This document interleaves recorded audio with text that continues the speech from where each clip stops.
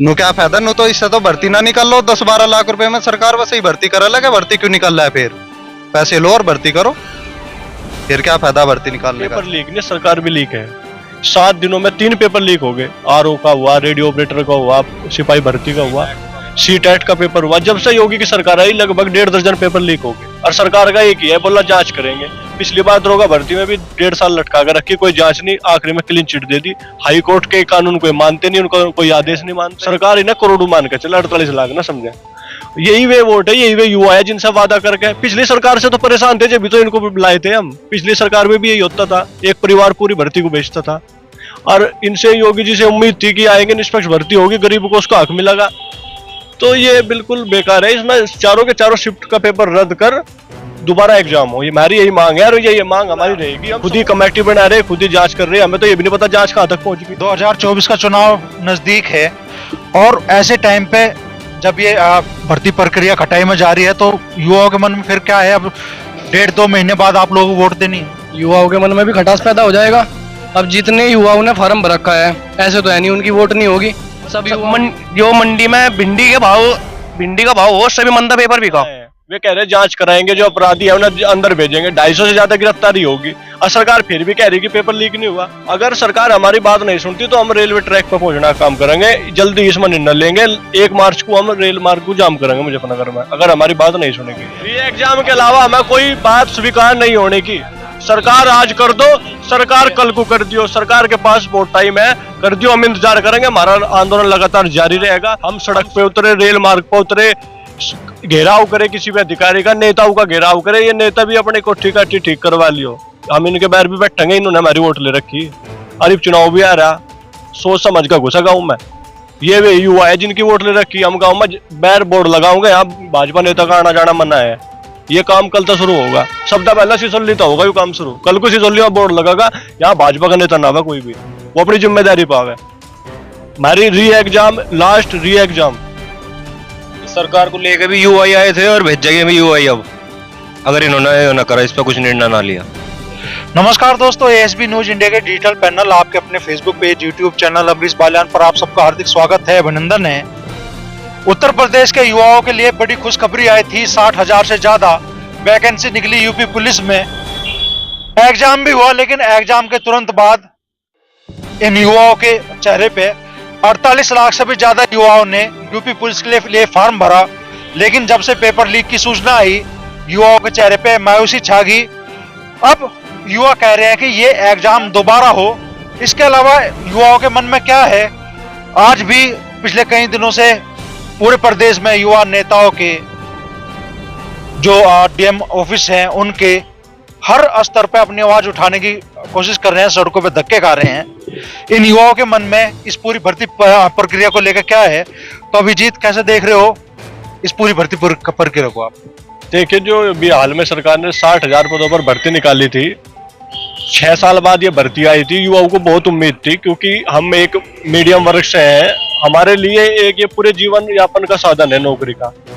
तो इसमें जो सरकार की जो इसमें गलती रही, पेपर लीक हुआ चारों शिफ्ट का, हमारे पास उनके सबूत भी है। और हमारी सरकार से मांग है कि चारों शिफ्ट में जो पेपर हुए वे रद्द हो और दोबारा परीक्षा कराई जाए। हम पूरे सबूत के साथ आए हैं। लगातार भर्ती बोर्ड को भी कल हमने उनकी मेल आईडी पे सबूत भेजे हैं। और जितने भी छात्र हैं सब लगे पड़े इस मामले में। क्या नाम है दोस्त? नीरज। नीरज, क्या चाहते हो? री एग्जाम करवाना चाहते हैं दोबारा से, क्योंकि पेपर ये पूरा तरीके से लीक हो चुका है चारों शिफ्ट का। और सभी अभ्यर्थियों की यही मांग है कि री एग्जाम होना चाहिए दोबारा। सरकार ने तो जांच टीम बिठा दी इस पे। भर्ती प्रक्रिया फिलहाल तो बट्टे खाते में चली गई। नहीं, जांच से कुछ नहीं होगा, बस एकदम ने चारों शिफ्ट को कैंसिल किया जाए और री एग्जाम की डेट घोषित की जाए। आरओ का भी आउट हुआ था, जो रेडियो ऑपरेटर वाला है यो भी आउट हुआ था, यूपी पुलिस का है यो भी आउट हो रहा। हर सरकार मान नहीं रही और सबके सबूत है, पकड़े जा लग रहे। सरकार ने, पुलिस ने एक FIR करी थी, उस FIR में है 148 सवाल उस पर पकड़े गए। कहाँ था उस पर जब आउट नहीं था? आउट था जब भी तो मिले उस पर 148 सवाल। नु क्या फायदा, नु तो इससे तो भर्ती ना निकाल लो। 10-12 लाख रुपए में सरकार वैसे ही भर्ती करा लगे, भर्ती क्यों निकाल रहा है? फिर पैसे लो और भर्ती करो, फिर क्या फायदा भर्ती निकालने का से। आरोप है आपके पैसे लेकर भर्ती की जा रही है। आरोप है जी, हाँ, पैसे लेकर 500 रुपए में पेपर भी करे, ऑनलाइन पेपर भी करे, 100 रुपए में पेपर भी करा, और क्या रह गया फिर। क्या कहना चाह रहे थे? फोनों पे टेलीग्राम पे पेपर आ रहे हैं। और जी जैसा ये इतनी हद तक पेपर लीक हुआ है, इसमें हमें तो यही मांग है कि दोबारा री एग्जाम कराया जाए। जैसा ये पेपर लीक हुआ है तो योगी सरकार का जो सबसे बड़ा दावा है कानून व्यवस्था का, ये उस पर कोई क्वेश्चन मार्क नहीं है क्या? उस पर सवाल निशान नहीं है क्या? कुछ नहीं है जी। और क्या कहना चाहोगे जी? ऐसा है जी, जो सरकार थी जो वादा किया था कि हम निष्पक्ष भर्ती करावांगे, तो उस पर ये कालिक पोत दी। सरकार पेपर लीक नहीं, सरकार भी लीक है। 7 दिनों में 3 पेपर लीक हो गए। आरओ का हुआ, रेडियो ऑपरेटर का हुआ, सिपाही भर्ती का हुआ, सीटेट का पेपर हुआ। जब से योगी की सरकार आई लगभग 1.5 दर्जन पेपर लीक हो गए, और सरकार का एक ही है, बोला जांच करेंगे। पिछली बार दरोगा भर्ती में भी 1.5 साल लटका कर रखी, कोई जांच नहीं, आखिरी में क्लीन चिट दे दी। हाई कोर्ट के कानून कोई मानते नहीं, उनको कोई आदेश नहीं मानते। और ये जो यही तो वे युवा है जिन्होंने भाजपा को गद्दी में बिठाया। 48 लाख अभ्यर्थी है, लगभग 1.5 करोड़ आदमियों का मामला है। इसमें 48 लाख ना सोचे, इनका परिवार है, 5-5 अच्छे है आदमी एक परिवार में है। सरकार इन्हें करोड़ों मान के चले, 48 लाख ना समझे। यही वे वोट है, यही वे युवा है जिनसे वादा करके। पिछली सरकार से तो परेशान थे, जब भी तो इनको बुलाए थे हम। पिछली सरकार में भी यही होता था, एक परिवार पूरी भर्ती को बेचता था। और इनसे योगी जी से उम्मीद थी कि आएंगे, निष्पक्ष भर्ती होगी, गरीब को उसका हक मिलेगा।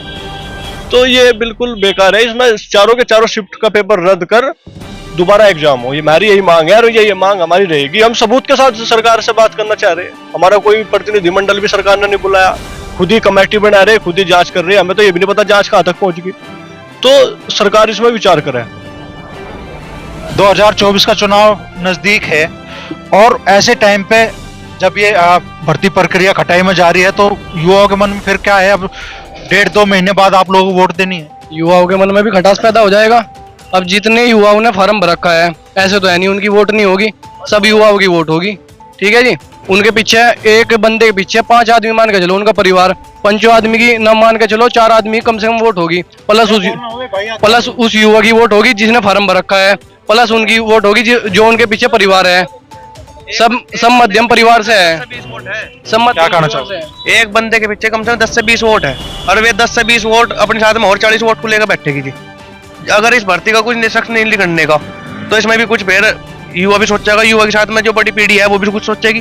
भाई युवा है तो देश है, युवा नहीं है तो देश नहीं है। युवा के बारे में सोचना चाहिए नहीं सरकार को भी कुछ। अभी ये 60,244 वैकेंसी निकली थी, इनमें 3 लाख बच्चों के पास पेपर जा लिया फ्री में। जो मंडी में भिंडी का भाव हो, उससे भी मंदा पेपर बिका। अब जिन बच्चों के पास 3 लाख फार्म बच्चों के पास पेपर जा लिया पहले, अब वे तो 3 लाख सीट तो ये भर देंगे। जो बाकी बच्चे हैं जिन्होंने 2-2 साल 3-3 साल 4-4 साल मेहनत कर रखी, वे अपना कहाँ जाएंगे? वे तो उनका तो मरना ही है। भाई सरकार के पास जाएंगे वे लट मारेंगे, कहीं और जाएंगे उनका तो मरना ही है हर तरीके से। गरीब बच्चे हैं सब, हर तरीके से मरना ही मरना है उनका। तो इसका तो कुछ ना कुछ देखो सरकार को निकालना चाहिए, हल तो निकालना चाहिए इसका। आप लोग पिछले कई दिनों से कभी डीएम कार्यालय पे प्रदर्शन कर रहे हैं, कभी मंत्रियों के यहाँ जा रहे हैं, अलग अलग माध्यमों से अपनी आवाज उठा रहे की कोशिश कर रहे हैं। कहीं बात बनती दिख रही है क्या? बिल्कुल जी, ऐसा है जी। जितने भी हम अधिकारियों से मिले, नेताओं से मिले, हमारे सांसद है, विधायकों से मिले, जो उन्होंने हमें आश्वासन दिया हम उससे संतुष्ट नहीं है। हमें पता ही नहीं चल रहा जांच कहाँ है। वे कह रहे हैं जांच कराएंगे, जो अपराधी है उन्हें अंदर भेजेंगे, 250 से ज्यादा गिरफ्तारी होगी, और सरकार फिर भी कह रही कि पेपर लीक नहीं हुआ। अगर हमारे पास तो करो या मरो की स्थिति आ गई।